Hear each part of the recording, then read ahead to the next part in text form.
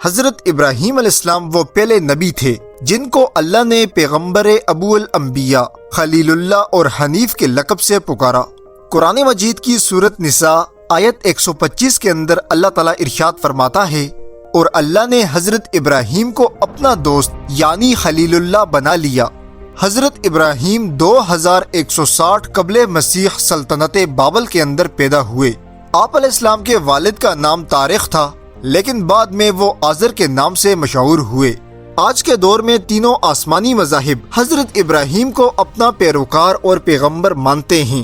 مسلمانوں اور عیسائیوں کے ساتھ ساتھ یہودی بھی اس بات کو تسلیم کرتے ہیں کہ حضرت ابراہیم علیہ السلام اللہ تعالیٰ کے برگزیدہ نبی تھے۔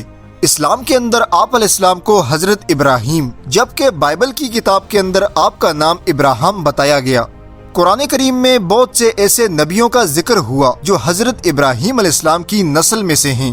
اسی طرح اسلام کے آخری نبی جناب محمد الرسول اللہ صلی اللہ علیہ وسلم بھی حضرت ابراہیم کی اولاد ہیں۔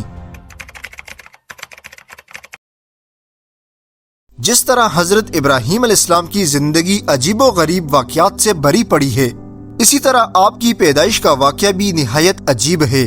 مفسرین کے مطابق نمرود بن کینان بابل کے اندر نہایت جابر بادشاہ تھا۔ سب سے پہلے اسی نمرود نے اپنے سر پر تاج رکھا تھا۔ وہ بادشاہ لوگوں پر ظلم کرتا اور ان سے اپنے آپ کو سجدہ کرواتا۔ کاہن نجومی ہر وقت اس بادشاہ کے دربار میں حاضر رہتے۔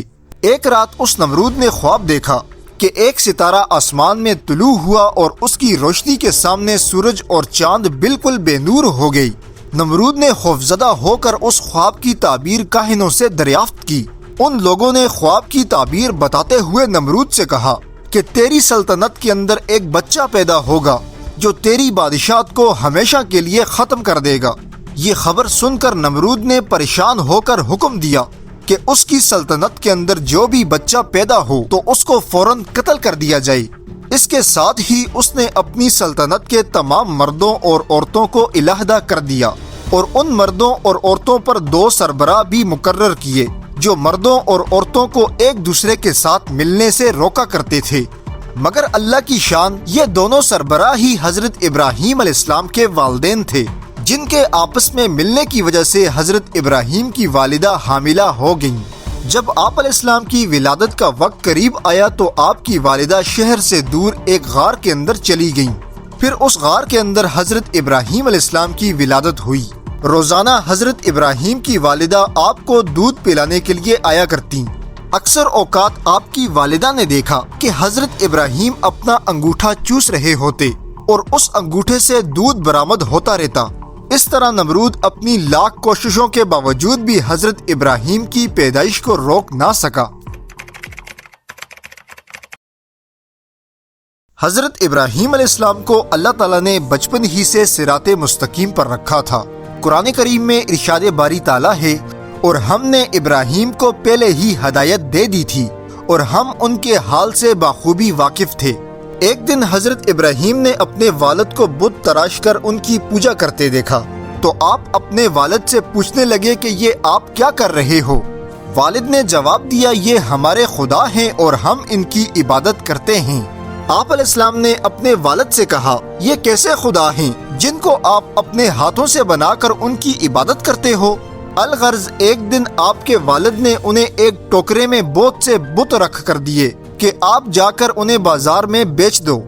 والد کے حکم کی تعمیل کرتے ہوئے آپ ٹوکرا لے کر بازار پہنچ گئی اور بازار پہنچ کر آپ زور زور سے آواز لگانے لگے، اے لوگو، آؤ اپنے خداؤں کو خرید لو جو تم کو نہ نفع پہنچا سکتے ہیں اور نہ ہی نقصان۔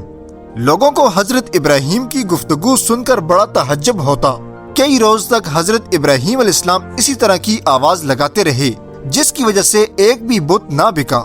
پھر کچھ دنوں کے بعد لوگوں نے حضرت ابراہیم کی شکایت آپ کے والد سے لگائی تو آپ کے والد نے انہیں بازار بھیجنا بند کر دیا۔ حضرت ابراہیم علیہ السلام بچپن ہی سے اللہ تعالیٰ کی جستجو میں لگے رہتے، کیونکہ آپ علیہ السلام کے ارد گرد جتنے بھی لوگ موجود تھے وہ تمام اپنے ہاتھوں سے بنائے گئے بتوں کی عبادت کرتے تھے، اور حضرت ابراہیم کا دل یہ بات ماننے کو ہرگز تیار نہ تھا کہ یہ بت خدا ہو سکتے ہیں۔ آپ علیہ السلام خیال کرتے کہ کوئی تو ذات اس کائنات میں موجود ہے جو تمام نظام ہستی کو چلا رہی ہے۔ اکثر اوقات آپ اسی سوچ میں رہتے کہ اپنے ہاتھوں سے تراشے گئے پتھر کے ٹکڑے ہمارے معبود کس طرح ہو سکتے ہیں۔ پتھر کے بتوں سے بیزار ہو کر حضرت ابراہیم نے اللہ تعالیٰ کو کائنات کی چیزوں میں تلاش کرنا شروع کر دیا۔ ایک رات آپ آسمان پر ایک ستارہ دیکھ کر اپنے آپ سے کہنے لگے کہ یہ میرا پروردگار ہے، کیونکہ یہ بہت زیادہ چمک دمک رہا ہے۔ لیکن جب رات گئی تو وہ ستارہ نظر آنا بند ہو گیا، تو آپ علیہ السلام اپنے دل میں خیال کرنے لگے مجھے غائب ہو جانے والے تو پسند نہیں، اس لیے یقیناً یہ میرا پروردگار نہیں ہو سکتا۔ اسی طرح کچھ دن تک آپ سورج اور چاند کو دیکھتے تو خیال کرنے لگتے کہ یہ میرے معبود ہیں، لیکن جب وہ غائب ہو جاتے تو پھر آپ اپنے آپ کو سمجھاتے یہ ڈوبنے اور غائب ہونے والے میرے رب نہیں ہو سکتے۔ بالآخر ایک لمبی تلاش کے بعد حضرت ابراہیم نے اللہ پاک کی ذات کو اپنے اندر ہی پا لیا۔ آپ اپنے آپ سے کہنے لگے میں نے تمام چیزوں سے منہ موڑ کر اس ایک ذات کی طرف منہ کر لیا جس نے آسمان اور زمین کو پیدا کیا، بے شک میں مشرکوں میں سے نہیں ہوں۔ جب اللہ تعالیٰ نے حضرت ابراہیم کو نبوت سے سرفراز فرمایا تو آپ علیہ السلام نے سب سے پہلے اپنے والد کو توحید کی دعوت دی۔ اس سلسلے میں حضرت ابراہیم کا آپ کے والد کے ساتھ مناظرہ ہو گیا، جس کو قرآن پاک کی سورت مریم میں کچھ یوں بیان کیا گیا۔ اور جب ابراہیم نے اپنے والد سے کہا اے ابا ایسی چیزوں کو کیوں پوچھتے ہو جو نہ سن سکتے ہیں، نہ دیکھ سکتے ہیں، اور نہ ہی آپ کے کچھ کام آ سکتے ہیں؟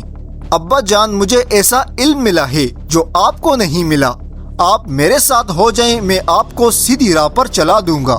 اے میرے ابا شیطان کی پوجا نہ کیجیے، بے شک شیطان اللہ کا نافرمان ہے۔ اے میرے والد مجھے ڈر لگتا ہے کہ آپ کو اللہ کا عذاب آ کر نہ پکڑ لے، اور اگر ایسا ہوا تو آپ شیطان کے ساتھی ہو جاؤ گے۔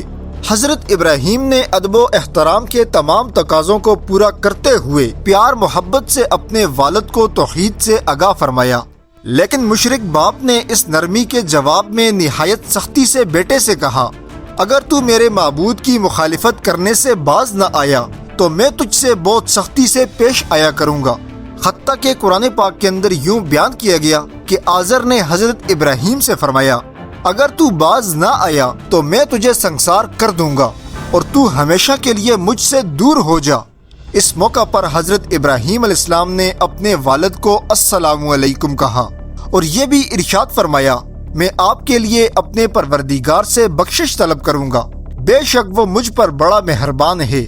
دوستو پہلے پارٹ کے اندر ہم نے آپ کو حضرت ابراہیم کی نبوت تک کی زندگی سے آگاہ کیا۔